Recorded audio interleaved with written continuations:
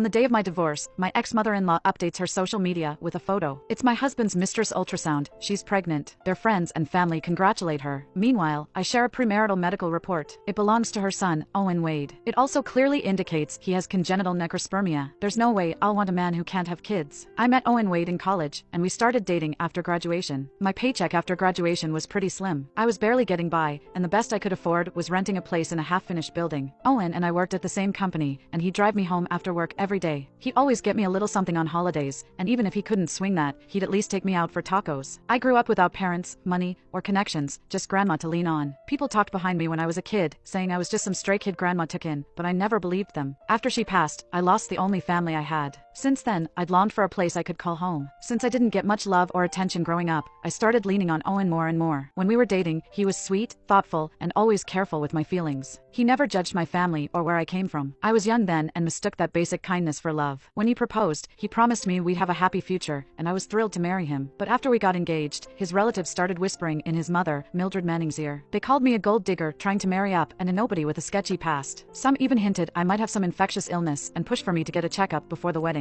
I sighed, deciding to take it all in silence for Owen's sake. When the results came in, I found out he had congenital necrospermia, which meant he couldn't father children, and there was no cure. I cherished our relationship and loved him deeply, so I kept it a secret to spare his feelings. I wanted us to have a good life together. Back then, I believed that as long as we loved each other, it didn't matter if we couldn't have kids. If we really wanted a family, we could always adopt. But while I thought that way, others didn't. After Owen and I married, Mildred kept making things tough for me. She started by pressuring me to quit my job, have kids, and be a housewife. I pushed back at first, but then Owen got on board, asking me to do the same. Besides, he started treating me even better and promised he'd bring in the money while I just kicked back at home. I bought into all his sweet talk, quit my job, and became a housewife. I never expected that after getting married, I'd be hit with an endless cycle of frustration and heartache. Every morning, I woke up early to make breakfast. After everyone had eaten, I would do the laundry, mop the floors, and wash the dishes. One morning, just as I finished cleaning and heading to my room, Mildred threw a basin of underwear at me. It wasn't the first time she expected me to wash her intimates. I sighed and said, "Underwear is personal, Mildred. You really should be washing that yourself." She was texting someone on WhatsApp to come over for a card game. She looked up and glared at me. "If I tell you to wash it, just do it." "Why are you making such a big deal?" I refused. I dumped the basin in the bathroom and went back to my room to change the sheets. Mildred started yelling from the living room, "Oh, you think you're something now? Do you think Owen married you so he could treat you like a queen? Go and take a good look in the mirror. You actually think you're a swan, huh? Get out now and wash those, or I'll call Owen back to put you in your place."